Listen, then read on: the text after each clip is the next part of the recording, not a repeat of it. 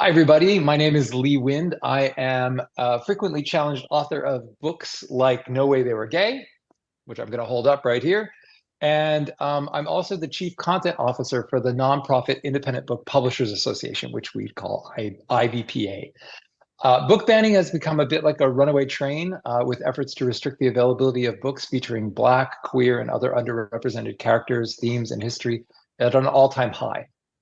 So what this is doing is sort of creating a chilling effect where teachers and librarians are sort of afraid to bring in books they know will help their students, their patrons, because they're nervous about the pushback. And this impacts independent publishers more than it does the big corporate publishers because they're selling Bibles and the independent publishers are smaller and they don't have the huge backlists. So it also impacts book creators, authors, illustrators, translators, and young readers maybe most of all, further marginalizing those that have less privilege, less access, and less representation. So in response to all this, IBPA and EveryLibrary Institute have teamed up to create this program called We Are Stronger Than Censorship. For every book banned or challenged between September 1st and September 30th, 2024, We Are Stronger Than Censorship is going to buy 2 or more books from independent publishers and donate them via regional freedom to read organizations and national partners, turning negativity and fear into positivity and love in the form of books. So we have 2 of the creators of those books here with us today. We have Marilyn Nelson, who is the author of Papa's Free Day Party. Marilyn, can you say hi and hold up your book? Yes, hi. Thank you so much. And we also are joined by Heather Schwartz. Heather, can you hold up Michelle Obama Political Icon? Say something else so the camera goes to you, Heather. Okay. Just, Did you say something else? Hello. yeah, I'm glad to be here. Zoom is a bit of a delay, so I wanted to make sure you were on camera. Anyway, Marilyn, Heather, thank you so much. Let's jump into it. I wanted to ask, for those who haven't yet had a chance to read your books, Marilyn, could you please give us a short pitch for Papa's Free Day Party? A pitch. Like, tell us about it. Okay, yes. I'll hold it up as I talk about it. It's a family story. It's my mother is one of the children hearing her father tell a story from his life. And it begins with him it begins with slavery. It goes to an attack on their land by the Klan, and the families being dispersed because of that violence. And then my grandfather being separated from the family and unable to find them again, and discovered and befriended by a white man who saw him crying on the riverbank and asked where his parents were. And when he said he didn't know, this man said, well, I have a son about your age, so why don't you come home with me? And he wound up living with his family for the rest of his youth. So it tells that story, and then it jumps into the future, into a completely different phase of African American history, to the settling of Black towns in the West.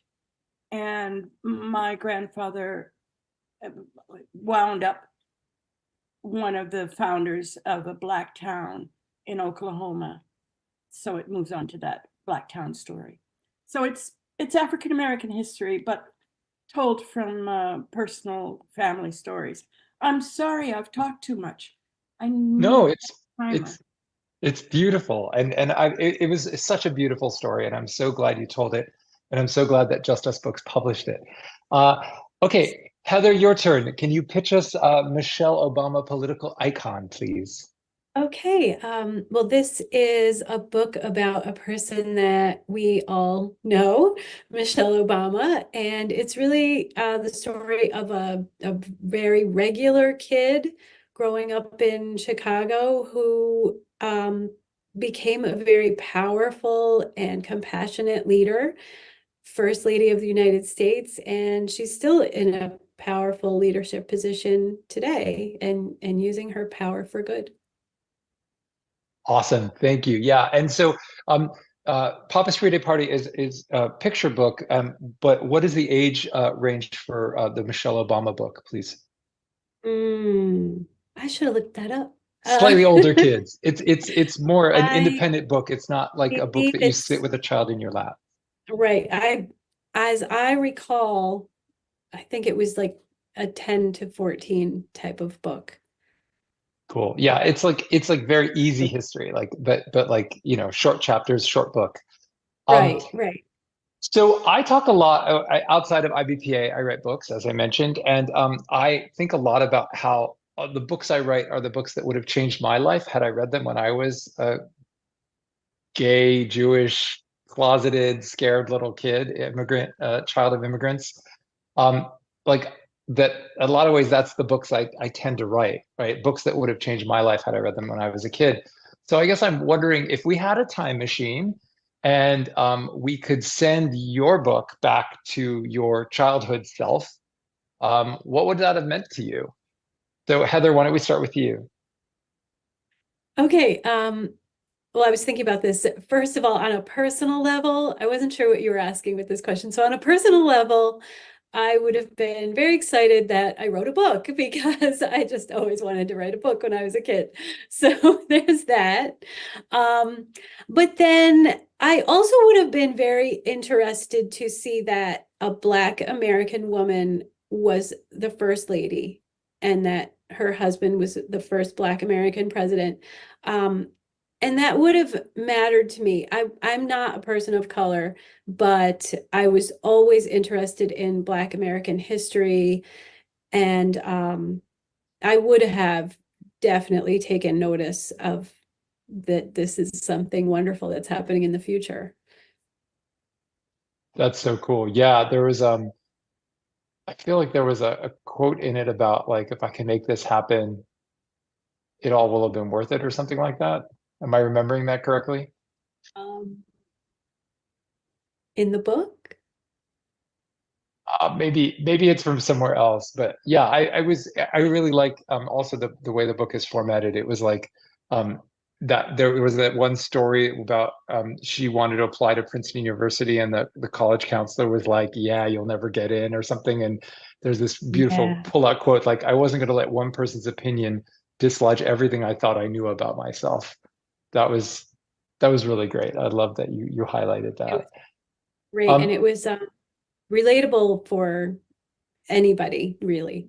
Right, because everybody has somebody in their life that's going to be a jerk, right? And be like, you can't do Right. it. And it's like, wait, There's no. always people you have to overcome or something you have to overcome. So, Exactly. Marilyn, I mean, this is your family history. I guess the question maybe is more loaded for you, but if we could send it back in a time machine that maybe looked like a microwave oven and to your childhood self, what would it have meant to you? What this book itself would have meant to me if it were not my family, if it were No, no, someone. I mean, if you could send it back to your childhood self in a time machine. I guess it would give me the same excitement and fascination I had in writing the stories. They were given stories, but they required me to imagine myself in them somehow as a it's not from my point of view, but they're my family, and I created them as I create them in my imagination. Oh, I never met my grandfather. I mean, this and his wife, they're characters here, but I never met him, except that my mother says that she and her brother drove, from Ohio to Oklahoma when I was born, with me in a basket in the back seat, and arrived at the farm, and she rushed out and held me up over her father's deathbed and said, "This is your grandchild." I was the first. And he said, "That's my grandchild." And that was it. So it's kind of that experience for me, creating them, not really knowing them, but also knowing them really intimately. So. And also taking something so personal and making it in a story is shared with so many people, that must be either terrifying or really empowering. Well, history is personal. It happens to people. People do things and suffer things, but they're all personal. And I think one thing that teaching children history, and especially diverse histories, one thing that does is let them see that we are people, that everyone who's living in these historical stories they're being told is experiencing an individual take on that, an individual. I don't know whether I'm making sense.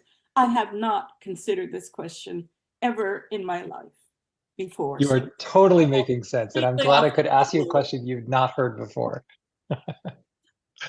So I want to transition to the next.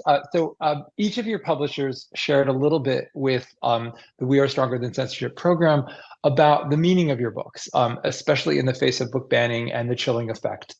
I wanted to share what each of them said and then hear your thoughts. So Marilyn, we'll start with you. Here's what Wade and Cheryl said from Just Us Books. For us who grew up in segregated schools in the Jim Crow South, book banning is so reminiscent of the times when mostly white-only school boards and political leaders exercised control over the books Black students were allowed to read. Book banning is about erasure and lack of access, which is a chilling echo of a period during slavery when reading itself was illegal for Black people. Just Us Books has always published titles like Papa's Free Day Party, which is featured by We Are Stronger Than Censorship. It is a powerful story grounded in Black history, authentic culture, and experiences, the kind of books targeted in recent book bans. It is vitally important that we make books that reflect our diversity available to as many young readers as possible. Marilyn, you have thoughts about now hearing that? My first response is hear, hear.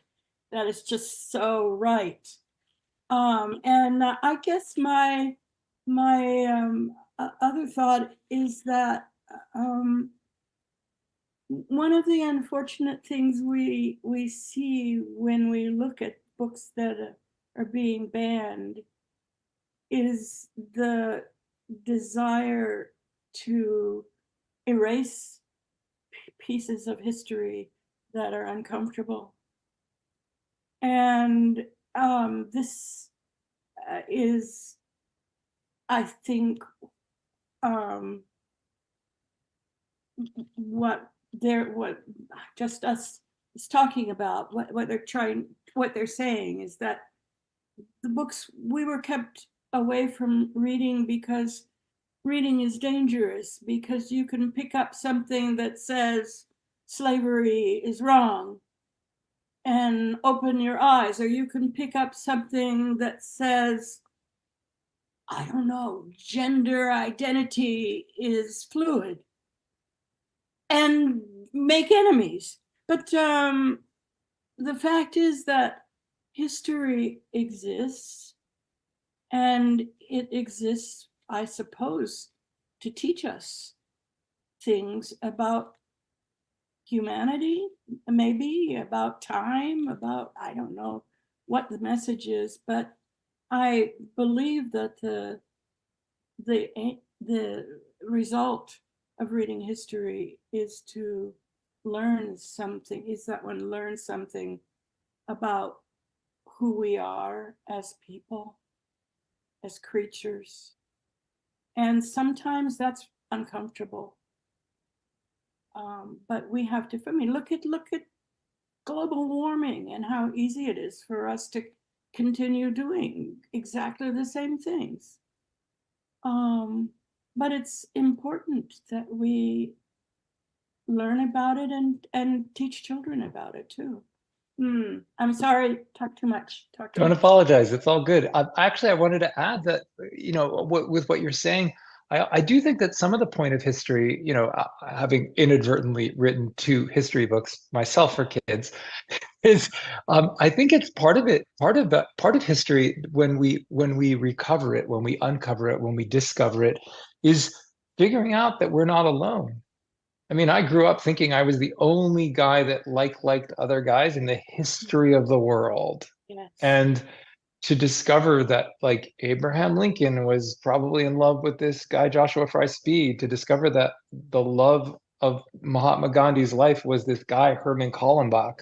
Like discovering all these stories that the Bayard Rustin, the guy that organized the March on Washington in 1963, where Dr. King gave his amazing "I Have a Dream" speech.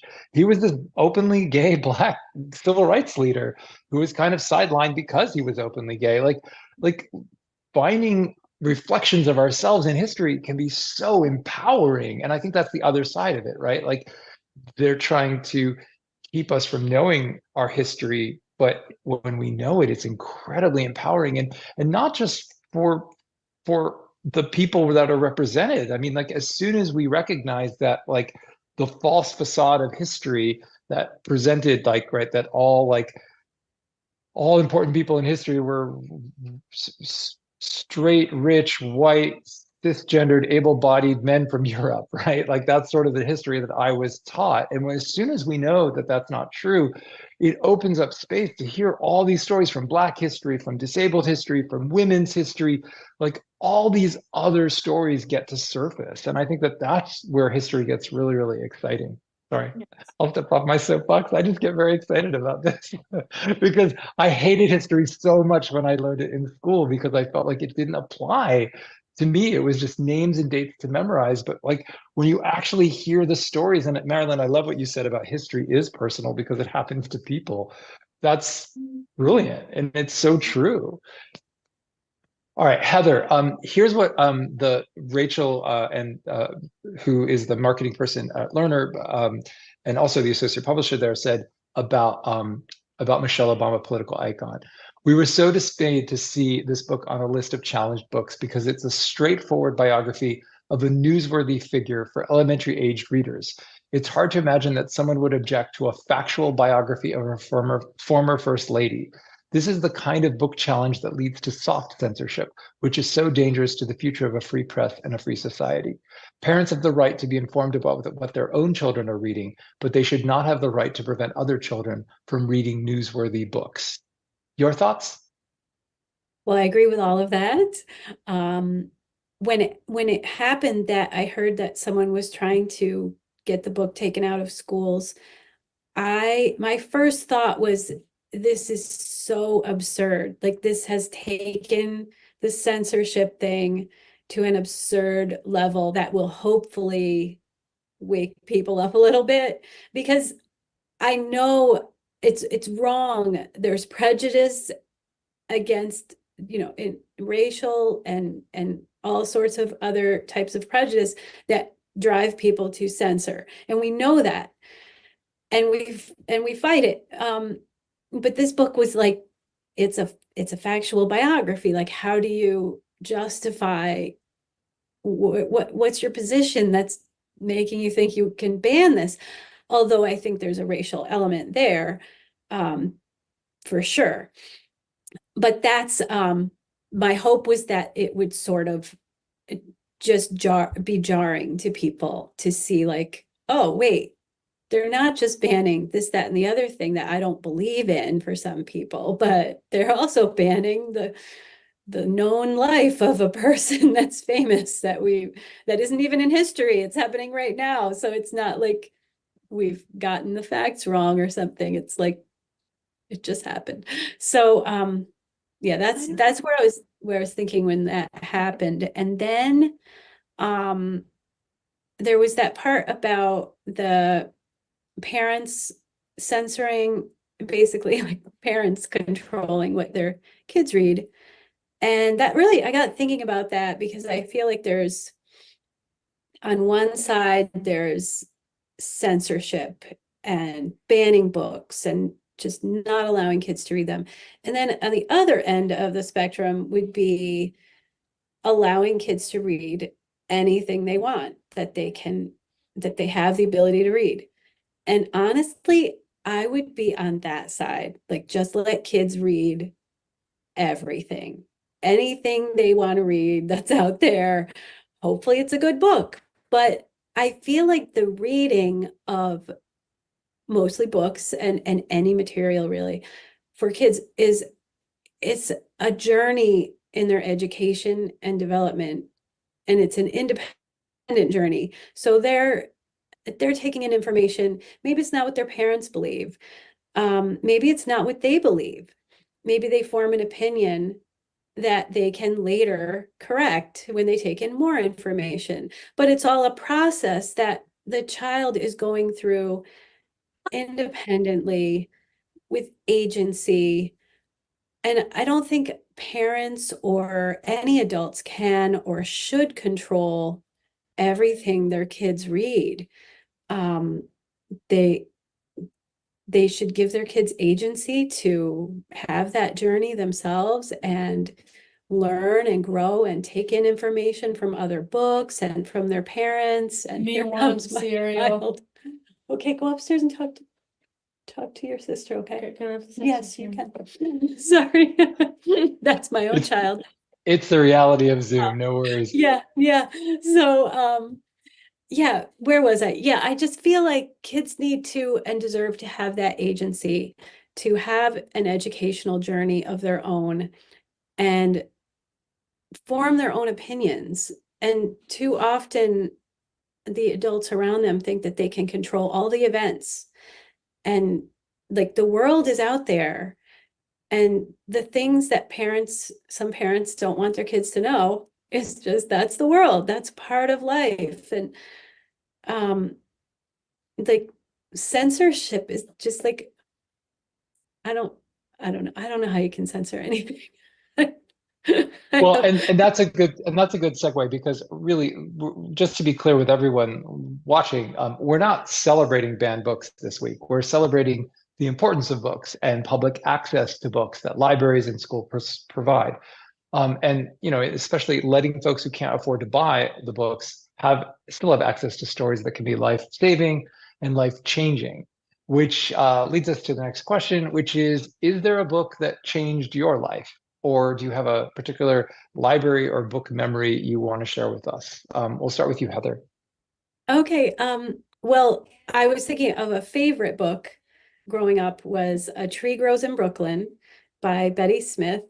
And it's a book that covers the lifespan of a girl from, I guess, before her birth, actually, so before her life, through young adulthood. But most of it, I believe, is when she's around 12, 13. So I read that book when I was 12 or 13, and it covers, I don't know if it's a young adult book. It reads to me like an adult book, like a book for grown-ups.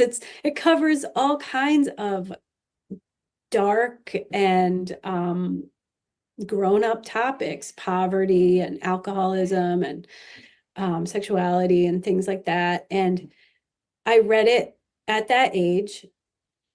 I didn't feel it was above me, I read it later in life, more from the perspective of an adult. I read it as a parent, and it's like it's just an experience. It's telling an experience of humanity. And Cool. I feel like at all ages I could appreciate that story and the reality it's just a very reality-based story. And Great. I, Let's. yeah, I just want to make sure we have time to move on to all the questions. yeah, So let's go sorry, to I could go on. Marilyn. Is there a book that that you remember that changed your life from when you were a young reader? I suppose so. I remember reading Tree Grows in Brooklyn also as a girl, and I don't remember the story, but I remember that as a kind of a turning point. And then I read several novels by, I think he's Northern Irish author A.J. Cronin, the Green Years and the Little Minister. I especially liked the Green Years because when I was a child, publishing hadn't discovered African American writers yet.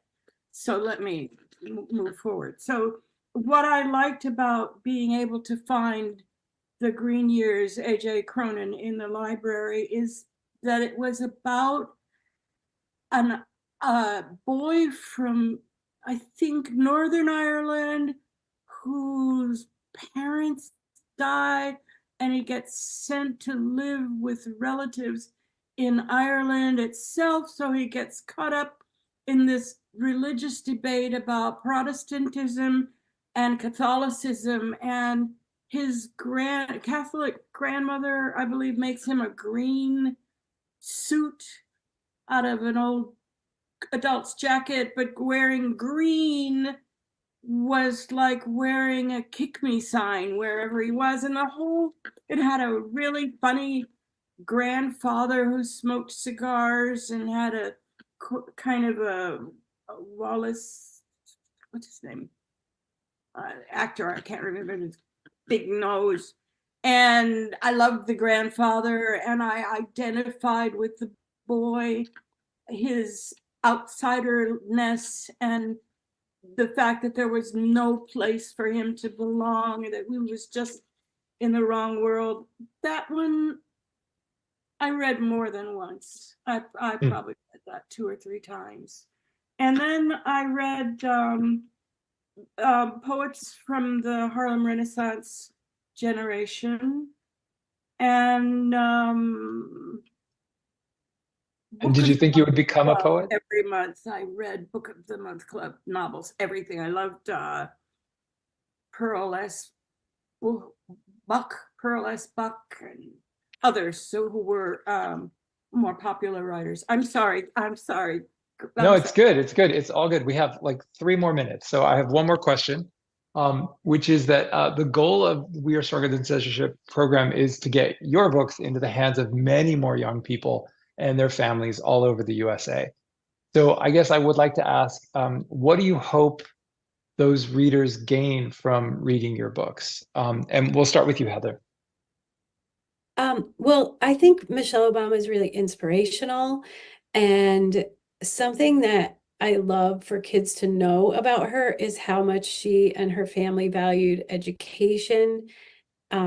She put a lot into it and just started out as just a regular person, like I said, in Chicago, studying in school like any other kid, and really just put a lot into her education and was able to make a successful career and just rise into the position that she's in now. And it makes me happy to think that kids have that path available to them, that they whatever agency they don't have in their lives, they have education, and they can dig into their education and try to reach whatever goals they might have with that at hand.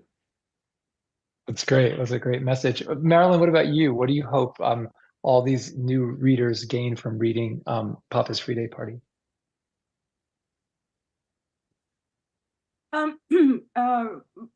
Before I attack that question, I'd like to just say one thing. I'm sorry, Heather, but I don't agree that there is no book that should be banned or that children should have free access to anything published. As a babysitter, I encountered a lot of books in the back of people's sock drawers that I think children shouldn't have access to. You don't know about babysitting. Can I answer you on that? Because things like that. But I don't think children should have access to those. No, I do understand what you're saying and agree with that point. As I was speaking, like I always have a problem with saying a general statement because I can always find a hole in it. And I didn't really have a chance to point out that like there's a hole in it. So like I'm on the side of let them read what they want more than censor. But yes, there's absolutely stuff out there that kids shouldn't have their hands on and shouldn't be reading. And you're right that book banning is dangerous. That I mean, it's just sometimes people just going crazy. There's a square in Berlin where they have books under it's a glassed in window into the ground into a library of books that were banned by the Nazis. And you know, we don't want to be that. We don't want to be those people. But now what I hope people get from our book, and I have to say our here because the Hudsons really helped me shape the book, and I think the illustrations carry more than half of the message of the story. But what I hope children get from this book is the realization that history happens, that it's an ongoing stream, and that people can change, and that people, even in the worst of times, we have people like the people who took in my grandfather and raised him. That, man, what do you want to say? These are white people, they're all bad. These people were good people. They raised him to the best of their abilities and really as a second son. And there's one other thing I wanted to say. Oh, one of the things I try to do when I write, especially about history, because history is full of so many ugly episodes, is to also include at least one indication that humanity survives in the middle of that.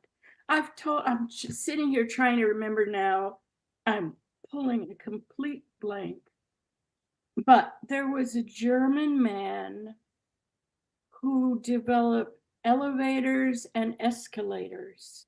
Every escalator you go up has his name at the top. When you step off, it's made by pretty much every elevator has the same thing. His name, and I can't remember his name. He saved thousands of Jews during the Holocaust. This German man, this industrialist, he sneaked people out of Germany. He sneaked people out.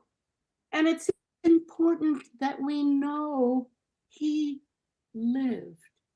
He existed. Actually, there's a wonderful movie about him. Was it Schindler's List? Schindler. Thank you. Schindler. Yes. Schindler's List. It's a movie that needs to be included in any course list about Nazism. That there were at least a handful of Schindlers, and some of them did things like hiding little girls in the attic. So Yeah, that's it's so important to remember that there were good people too, even when the hard stuff happens. exactly. And I think a lot of the book banning efforts, a lot of it has to do with history, doesn't it? I may be wrong about this. Yeah. It's a lot about history. It's a lot about queerness and blackness and immigrants, and it's a lot about books that don't celebrate sort of white male dominance. Yes, yeah. And I've loved having this time talking with you, but we have sort of like, we've run our half hour, but we're just going a tiny bit over. I just want to say thank you both so much, both Marilyn and Heather. For everyone watching, if you want to help get diverse books like these into the hands of kids and families for whom it will be life-changing, I hope you join us. The hope is that We Are Stronger Than Censorship puts the brakes on the runaway train of book banning, and you can help. There are a bunch of ways you can support. You can donate. Every $16 buys 2 books to respond to 1 book challenge. You can also get some stronger merchandise, like my t-shirt, Strong Like a Reader. We have lots of different versions of this. Strong Like an Author. I was telling both Marilyn and Heather about that earlier. Also, every purchase includes $16 to buy 2 books to respond to 1 book ban or challenge. And then you can sign up for updates and weekly banned book shopping lists, and you can also spread the word. There's lots more ways that you can get involved. We have a post, Be Strong, Things to Do About Book Banning. The link is at wearestrongerthancensorship.org. Thank you, everybody, so much for being here. And again, Heather and Marilyn, thank you. Thank you. Thank you, Julie, and thank you for the work you're doing. Thanks, Heather. Good to meet you. You too. I